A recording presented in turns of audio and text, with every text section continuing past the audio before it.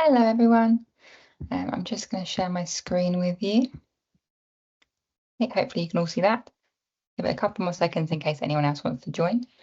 Unfortunately, Amelia can't be with us this afternoon. My name's Amanda. I'm the other trainer for EdShed, but she has pre-recorded part of this webinar. So feel free to use the Q&A box throughout this. I can answer any questions if I'm able to.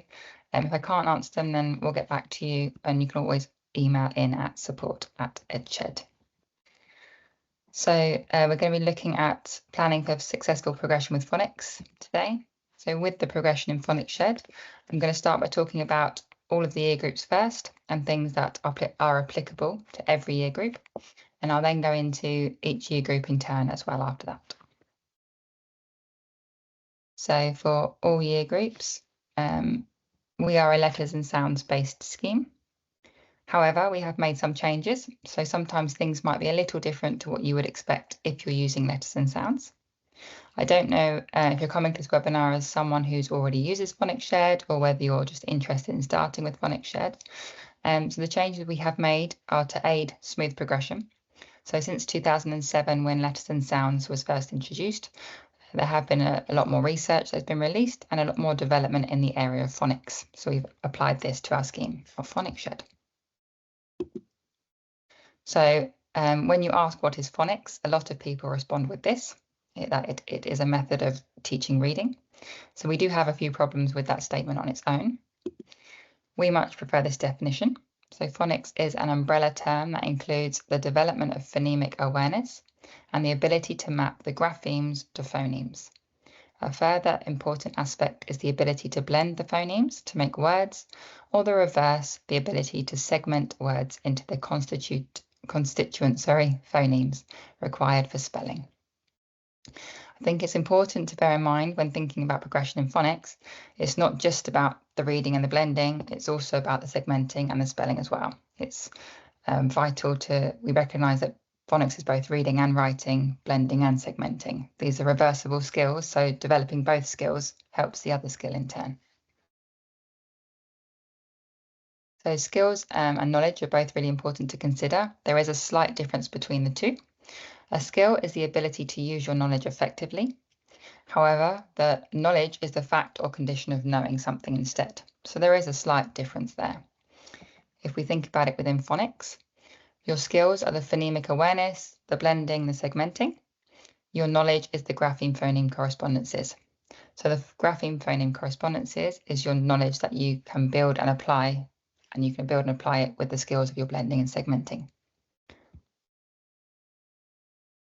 So for example, if I gave you some new grapheme phoneme correspondences here, and I told you that a circle was an I, a triangle was the sh, and a square was the p, you'd be able to read this at the top, this word at the top, as sh, I, ship. It is the same skill of blending, even though I have used completely new GPCs instead. So when we're thinking about phonics and reading, it is really important to remember that phonics is only one aspect of being a skilled reader. So this is the reading rope, initially by Scarborough, but you will find it in many texts about reading. It shows what goes into being a skilled reader. You've got your two main strands, language comprehension and word reading. So phonics itself only really focuses on the word reading aspect, and it's important to develop the language comprehension as well. We need both elements. It is exactly the same in spelling. So phonics is that only the small part of the spelling skill at the top there with the phonological knowledge. We also need orthographic, morphological, etymological knowledge as well. So with phonics is the primary skills, as we said, for decoding and encoding word. It is necessary for all children, but it is not the only skill in reading and spelling. So we need to practice our comprehension, our orthographic knowledge, morphology, etymology, and the visual knowledge as well. So with not just phonics, we do recommend doing your language comprehension. That can be quite casual, that can be through story times, discussing stories and the meanings of the words as well. That can start from nursery all the way up through school. You can also use your Phonics and your Phonics Shed decodable books and your Phonics Shed teaching books. There are some comprehension questions at the back of those that can help with the language comprehension. For the spelling side of things, we do recommend teaching the children orthography as they are learning their phonics, not just afterwards. So that's when the teaching them the best fit comes into it. We recommend doing this from year 1 onwards, and we have a plan that can help, we'll go through with you shortly, that can help you to match this up. Okay, let's introduce Amelia. In Phonics Shed, we do recommend whole class teaching rather than using lots of small groups. So what we mean by this is keeping children with their year group by their chronological age. So if you have got mixed age classes like year 1 and 2 together, or reception year 1 and 2 together, we would recommend separating them into their year groups to deliver your phonics sessions. However, if you've just got year 1s, but you've got that range of ability, we would recommend teaching them as a whole class and use differentiation within your lesson to support those children. That might be differentiation by the suggestions in the lesson plans with those differentiated resources, but it might also be more adaptive differentiation as you're going along as well. We also recommend using intervention to fill the exact gaps that children have, rather than doing general interventions which don't actually meet the needs of those children. Now, it does say in the reading framework, teachers should aim for all pupils to keep up with the school's chosen phonics programme, ensuring that teaching time is sufficient for the content to be taught within the timescales the programme set out. We do recommend half an hour for your main phonics lesson, but if you've got any children that aren't keeping that pace, that's where you might use your additional suggestions and your continuous provision ideas and things like that to increase the amount of teaching time you've got on phonics so that those children can keep up outside the lesson. Now, it's really about motivation and mastery when we're talking about this whole class teaching. If you think of any new skill that you've tried to learn, for me, I once tried to learn guitar because my dad really enjoys guitar. I really struggle with it. And you can start by learning individual chords and the individual strings and the notes for the strings, and it's quite dull. It was a lot more enjoyable to choose songs that I enjoyed and try to learn those. Usually try and find simpler ones still. But also, if somebody had said I've got to stick with one song and I can't look at anything else until I've absolutely mastered that song and then I can start learning something else, that probably wouldn't have engaged me. Now, with most things, we don't just stick to learning one little tiny part of it over and over and over and over again until we've got that bit absolutely mastered and then move on. We often go with what takes our interest and also keep coming back to things and keep revisiting things. So it's a bit like that with anything. So we don't want to keep children going over the same 4 sounds over and over again because they've not mastered them just yet. There are problems as well with things like repeating years. So here I've got a child who at the end of her reception year, she was about that far along the progression. So she's only a little bit into chapter 2, maybe knew about 10 GPCs rather than the amount that we would normally expect at the end of reception, which would be approximately 50 GPCs with the couple of alternatives that you get in there as well.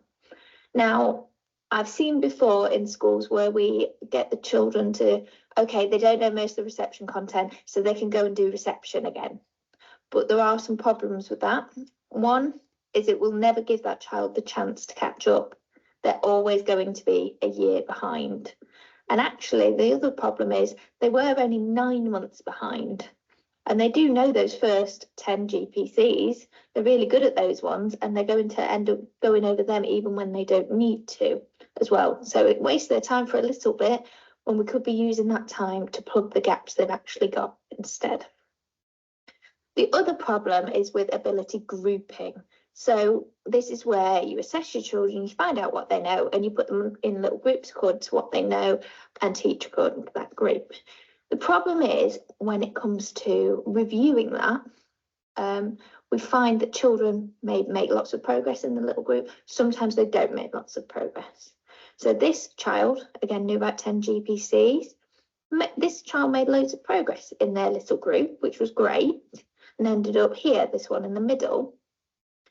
However, the rest of his group really struggled and they still haven't got that content. So they need to go back again. They're going to go back to where they started and go over those again. And we don't want to put this child back with that group because then he's going over things that he already knows, and it's wasting his time. But the next group up have moved on. They've started the year 1 content, they're well into it now. So he is going to have a large chunk of completely missed learning because he's not learned it because he's been back in that group instead. Whole class teaching is the most effective model for progressing learning. When differentiating within whole class teaching, be sure not to label children and keep them in fixed groups all the time. So we have the 3 levels in Phonics Shed of simplify, expect and extend. These are just suggestions. They are not groups to put your children in. I haven't got a simplify group and an expect group and an extend group every single day. It's always the same children. Some days I might teach my lesson and my class are doing really, really well, and I give most of the children the expect and a few of them the extend. I might not even use the simplify at all because everybody's flying today. And then the next day I might come across a GPC and they're struggling a bit with this one. So I might give more of my class the simplify and a few the expect task instead, and keep it flexible depending on what they're doing and how well they're doing within that actual lesson. Okay, let's start looking at the medium-term plans then. So we've got nursery. Phonics Shed does start from nursery. We don't recommend starting week 1, autumn 1 in nursery. We recommend starting in the spring term. However, there are lots of things you can do with Phonics and Phonics Shed to help support that learning even before those discrete sessions. So you can use the Phonics Shed books and songs during sessions, as well as the chapter 1 games on the Phonics Shed site, and introduce children slowly to the scheme and make them aware of these characters. We also have World Nursery Rhyme Week, which is celebrated in November, and there's additional Phonics Shed planning to go alongside that from each year as well. So spring 1, we start with chapter 1, introduction to Joe, and then an introduction to nursery rhymes. We've just separated those 2 elements, so that's the only change there. Then in chapter 1, it's split into 9 elements. Each element is a 2-week focus on that part. So the first one being environmental sounds. That doesn't mean that environmental sound doesn't come into any of the other elements. It does. These elements do overlap a lot, but it's like a 2-week solid focus on that particular element. Element 6 is stories, rhymes and rhythm, but honestly, most of the elements cover stories, rhymes and rhythm as well. So at the end of nursery, you've got this chapter 1 assessment week, which will have some guidance along with it to help support your assessment of these elements. Then it's on to reception. Now, reception does have the biggest change compared to letters and sounds. There's no phase 4. Consonant blends are embedded throughout the scheme from the very beginning, rather than waiting until after we've done that phase 2 and phase 3, and then we learn some consonant blends. Why? Well, there's a lot of research that shows that sometimes children don't need that explicit instruction on that skill. So this is from Masterson, looking at the words in a reception vocabulary pool. So they describe this as the books that they experience in reception. And there was approximately 1,072 words in the EAR vocabulary pool. 669 of those were monosyllables or 1-syllable words. The rest had more than 1 syllable. So I'm just going to focus on those 1-syllable words for now. 669 of them. 293 of those single-syllable words contain initial or final consonant clusters. Now, children weren't directly taught those adjacent consonants until phase 4 in a letters and sounds programme. It did say which is not expected to be taught to most children until year 1 in this research. Some people did do it at the end of reception instead of the beginning of year 1.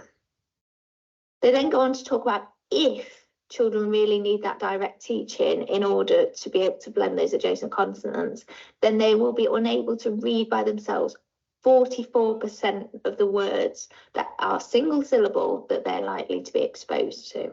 So that's quite a large chunk there, and that is only if they need that direct teaching. You find that a lot of children don't need that direct teaching. Now that still might sound like quite a lot of words to you, so 669 words with one syllable in. 376 of them do not have consonant blends in, but 293 do. So we're ruling out those 293 if we've not done phase 4. If I'm limited to just those 376 words, that takes my table here of all those words in reception vocabulary pool from this to this. And then if I start to look at what those words actually are without those consonant blends in, there's a lot that we are not able to do in reception. For example, out, because OU is not until that phase 5 or that chapter 4. You've got KN in new, that isn't until much later in phonics. The DGE in budge, also not until much later in phonics there.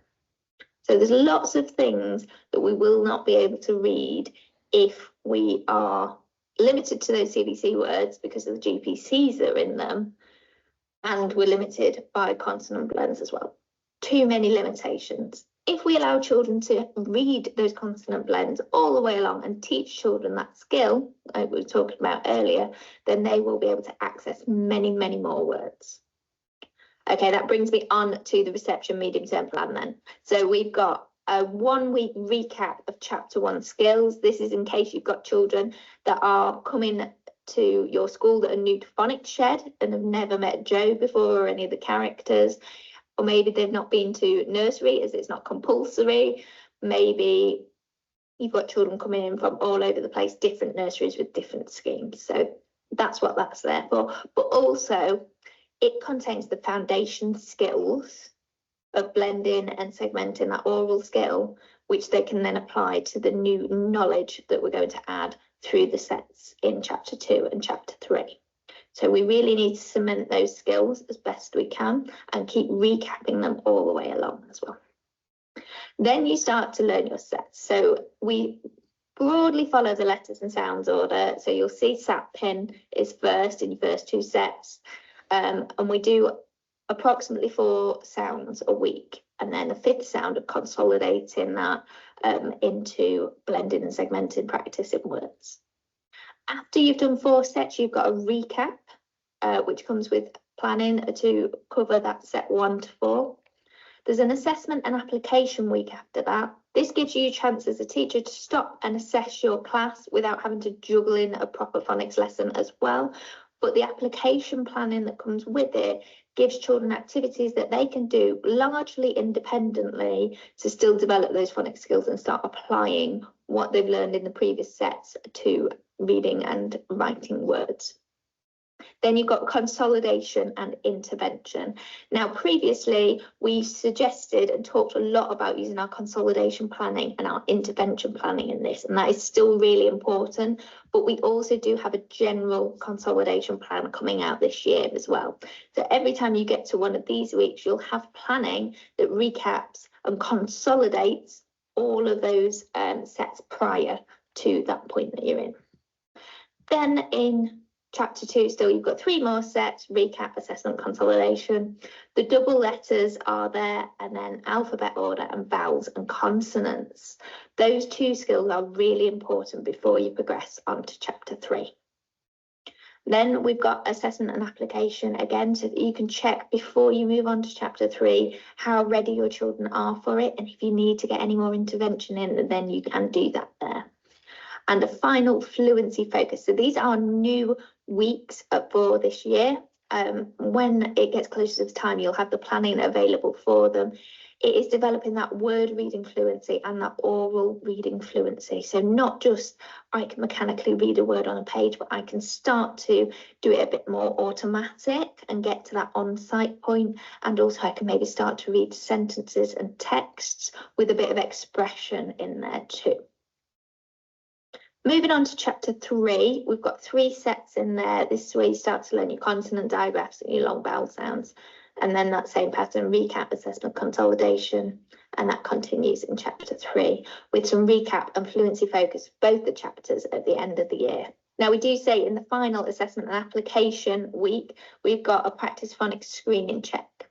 At this point, at the end of reception, children will be able to access the first 20 words of a phonics screening check. They probably cannot access the last 20 words. So they can access section 1, they cannot access section 2 just yet because we've not taught them that. So if you want to do a practice phonics screening check to get a bit of a baseline at the end of reception for where we're heading in year 1, that's a good time, but just do the first 20, it would be my suggestion. So just do the first 20 words there and see how much of that content that you've been doing the children are understanding to be able to apply to that assessment there. Then it's on to year 1. So we did put another assessment and application at the beginning of the year because with that new class, you're going to want to find out what they've retained over summer, where they actually are, and in that next week, what do I need to recap? You've also got that recap plan in chapter 2 and 3 before starting on your chapter 4A sets here. So you've got 4 sets, then we stop for a recap before doing the split diagraphs, which have 2 weeks dedicated to them. And then you've got the assessment and application, your consolidation after that, and your fluency after that. Then in spring 1, it would be chapter 4B. So this is a recap. The set 1 is a recap of the ones they already know, where they've got the same grapheme making the different phonemes. But set 2 to 6 are new phonemes for graphemes that they already know there. Then they've got a recap of those sets, assessment, consolidation, and the final new phoneme is the Z phoneme, which is in chapter 4B, set 7. After that, you've got your fluency focus again, assessment and application, consolidation, and then a big recap in preparation for that phonics screening check, which is coming up in the early summer 2 term. So after that phonics screening check, we recommend starting chapter 4C. This is all the alternate spellings. So the children go over every single phoneme again, and any ones that they don't know, they'll get added in there. So the first phonemes, and they already know P and double P. So we recap those, but we add in another one of PE because they might see that on words like Thorpe. We do have a Phonics Shed and Spelling Shed at medium term plan to show how they map together, because like we were saying earlier about those skills, it's not just phonics that makes our spelling skill. So we need to get those other skills in there. Now, they match up in a way that I'll always learn it in phonics first, and then it comes back in Spelling Shed.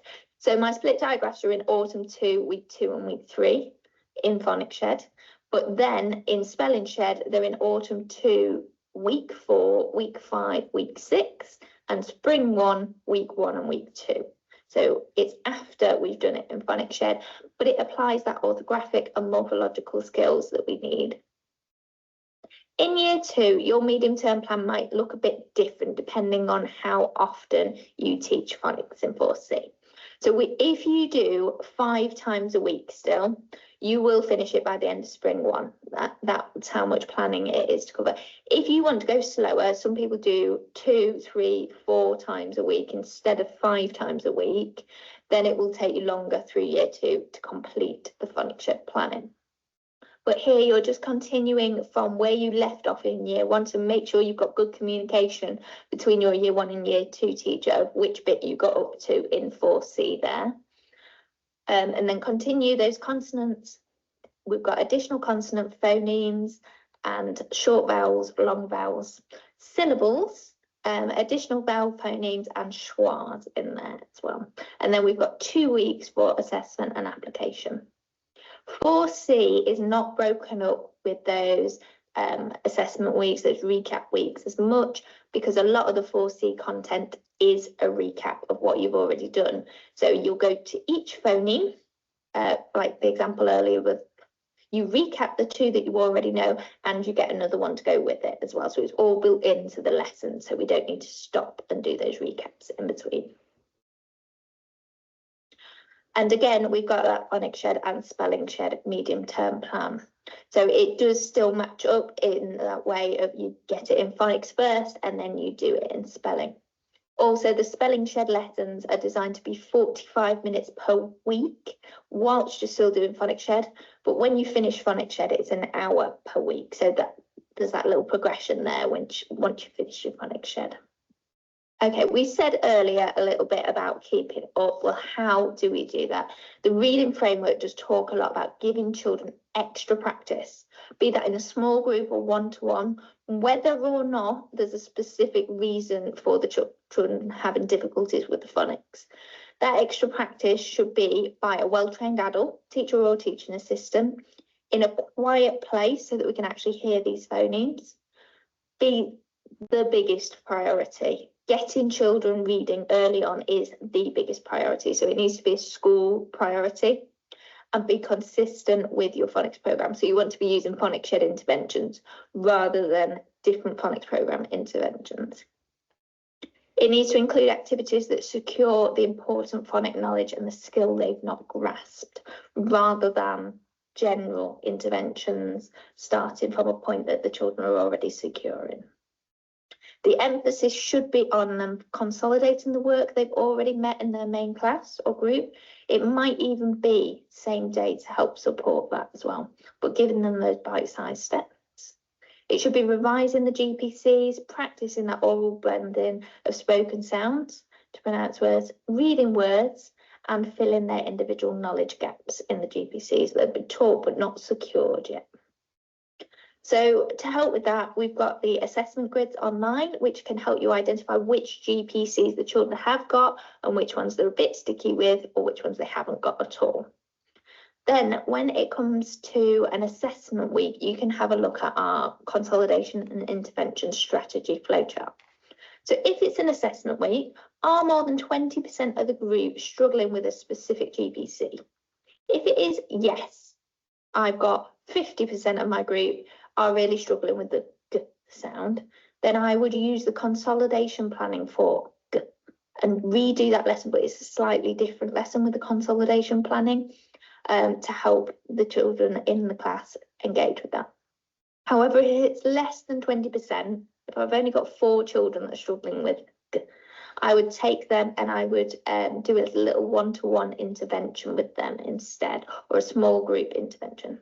If it's all the same GPC, I can group them, fantastic. If it's not, if like this table shows here, Dusty needs I and N, and Anna needs G and K, I wouldn't group Dusty and Anna together in the same intervention. They would have 2 separate interventions there for that one-to-one session. If they are still struggling after you've done that consolidation or intervention, there's lots of suggestions in that box there.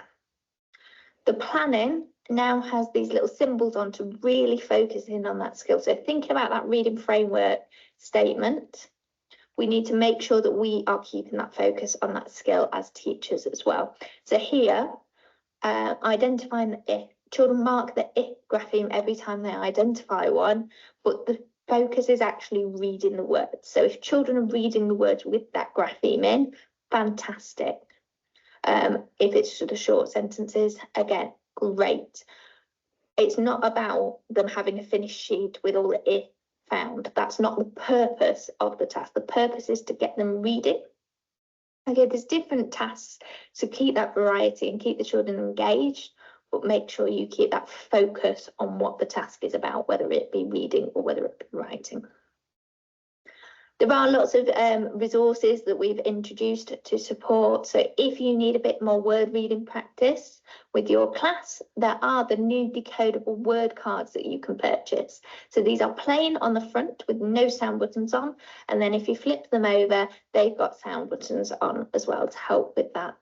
Now, there is a little bit of guidance that comes with these little card in them that helps you to use them. And there are absolutely loads of them. So you'll have so many words to work with. So they're available. And we've also got the Bumble's blending buddies. It said these are decodable reading material linked to each chapter and set. So these are just for chapter 2 and chapter 3, but they're like a little step before the books. If you've got children that are struggling a little bit with the decodable books, you might want to use these as a step before. So breaking down into small steps there. Here we've tried to group words together if they have word families. So dig, pig, gig, all on the same card, so the children get used to that blending pattern there. And then they go into short captions or sentences at the end of the card.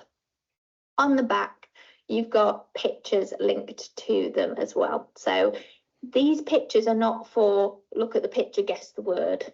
It's the other way around. So it's read the word, then look at the picture. Did I get the word correct? Oh yeah, it matches the picture, so that must be the correct word that I've got there. If I read it and got dog, but I'm looking at a picture of a pig, clearly something's not gone right there in my blending, so that's where I need to revisit it. Now you can find both of these things in the store. There's a little search bar at the top, or you can select down the side Phonics Shed and merchandise for resources, depending on what you're looking for. And they are all available now in the store. Bumble's Blending Buddies for Chapter 2 and 3, both curly and straight K, or decodable word cards are there for Chapter 2, 3, 4A and 4B as well. And the curly K ones are within those packs instead, so you don't have to order a separate pack. Okay. So in addition to that, we do have a lot of social media channels for you to keep up to date with us. We have Facebook, Instagram, X, previously known as Twitter, and YouTube.